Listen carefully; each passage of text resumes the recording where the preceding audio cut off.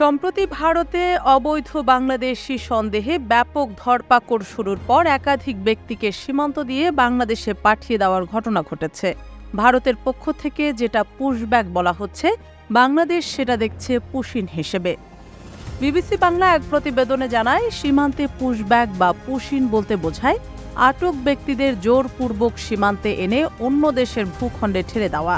যদিও এই প্রক্রিয়াটির কোনো আইনগত ভিত্তি ভারতে নেই, তবুও বহু বছর ধরেই এটি চলমান, যা সরকারিভাবে কেউ স্বীকারও করে না।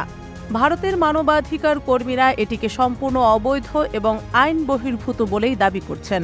তবে বিএসএফ মাঝে মাঝে মানবিক বিবেচনায় অপ্রাপ্তবয়স্ক বা পাচার হওয়া নারীদের আনুষ্ঠানিকভাবে বাংলাদেশে হস্তান্তর করে থাকে, যেটির আইনি স্বীকৃতি রয়েছে।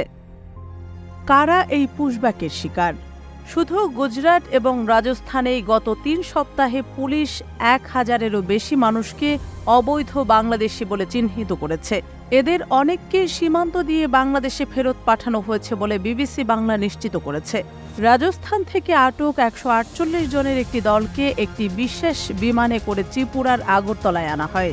সেখান থেকে সীমান্তে নিয়ে গিয়ে তাদের পুশব্যাকের চেষ্টা হয়, যার মধ্যে কিছু ব্যক্তি আদৌ রাজস্থান থেকে ধরা পড়েছিলেন কিনা তা নিশ্চিত হওয়া যায়নি।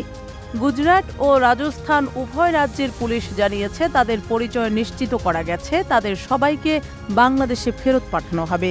এছাড়া ওড়িশা সহ ভারতের অন্যান্য রাজ্যেও বাংলাদেশি সন্দেহে গ্রেপ্তার চলছে। ভারতীয় আইন কি বলছে? ভারতীয় আইন অনুযায়ী কোনো বিদেশিকে আটক করলে ২৪ ঘণ্টার মধ্যে আদালতে হাজির করার বাধ্যবাধকতা রয়েছে। মাসুম নামে একটি মানবাধিকার সংগঠনের প্রধান কিরিটি রায় বলেন, পাসপোর্ট ও ভিসা ছাড়া ভারতে এলে বিদেশি আইনের ১৪ নম্বর ধারায় মামলা করতে হয়। যদি আদালত অভিযুক্তকে দোষী সাব্যস্ত করে, তবে সাজা শেষে কূটনৈতিক প্রক্রিয়ার মাধ্যমে তাকে নিজ দেশে ফেরত পাঠানো হয়। তিনি আরও বলেন, ভারতের সংবিধান অনুযায়ী বিদেশিরাও ভারতের মাটিতে থাকা অবস্থায় মৌলিক অধিকার ভোগের অধিকার রাখে। কিন্তু বর্তমানে যেভাবে পুশব্যাক চলছে, তাতে আইন বা সংবিধান কোনোটাই মানা হচ্ছে না। এমনও বহু ঘটনা রয়েছে যেখানে বাংলাদেশি নাগরিকেরা শাস্তি ভোগ করলেও পরিচয় নিশ্চিত করতে বিলম্ব হওয়ায় তারা দীর্ঘদিন জেলে রয়ে গেছেন। এই ধরনের বন্দীদের জান খালাস কয়েদি বলে ডাকা হয়। আইনি প্রক্রিয়া উপেক্ষা কেন?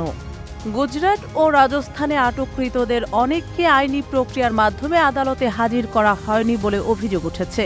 পরিযায়ী শ্রমিক ঐক্য মঞ্চ নামে একটি সংগঠনের রাজ্য সম্পাদক আসিফ ফারুক জানান, গুজরাট ও রাজস্থান থেকে তাদের হেল্পলাইনে কয়েকশো ফোন এসেছে, কিন্তু এদের মধ্যে মাত্র একজনের খবর তারা পেয়েছেন, যিনি আদালতে তোলা হয়েছিলেন এবং বর্তমানে ডিটেনশন ক্যাম্পে রয়েছেন। তিনি বলেন, এ পর্যন্ত আমরা গুজরাটের ৬৮টি এবং রাজস্থানের ১০৯টি মামলার সমাধান করেছি, তবে একজন ছাড়া আর কাউকে আদালতে নেওয়ার কোনো তথ্য আমাদের কাছে নেই। এদিকে গুজরাট পুলিশের এক জ্যেষ্ঠ কর্মকর্তা বিবিসিকে জানান, আটককৃতদের সরাসরি জয়েন্ট ইন্টারোগেশন সেলে পাঠানো হচ্ছে এবং বাংলাদেশি প্রমাণিত হলে ফেরত পাঠানো হচ্ছে। আদালতে হাজির করার কোনো প্রসঙ্গ তিনি উল্লেখ করেননি। পুশব্যাক স্বীকৃত নয়, কিন্তু প্রচলিত। বিএসএফ ও পুলিশ এই বিষয়ে আনুষ্ঠানিক বক্তব্য না দিলেও একাধিক নিরাপত্তা সূত্র বিবিসিকে নিশ্চিত করেছে, শত শত ব্যক্তি যারা অবৈধ বাংলাদেশি হিসেবে চিহ্নিত হয়েছেন, তাদের দলভুক্ত করে সীমান্তে পুশব্যাক করা হচ্ছে। তাদের মতে, আইনি প্রক্রিয়ায় গেলে গ্রেপ্তার, মামলা, সাজা এবং কূটনৈতিক প্রক্রিয়া মিলিয়ে অনেক সময় লাগে। আবার এই প্রক্রিয়ায় আটক ব্যক্তিদের দীর্ঘদিন জেলে রাখতে হয়, যা ভারতে বন্দী রাখার সক্ষমতা ও স্থান সংকুলানের ক্ষেত্রে বড় চ্যালেঞ্জ হয়ে দাঁড়ায়। এই সূত্রগুলো আরও বলছে, আমরা তো শুধু বাংলাদেশের নাগরিকদেরই তাদের দেশে ফেরত পাঠাচ্ছি, এতে সমস্যা কোথায়? যদিও আনুষ্ঠানিকভাবে কেউই এই পদ্ধতির দায় স্বীকার করছে না।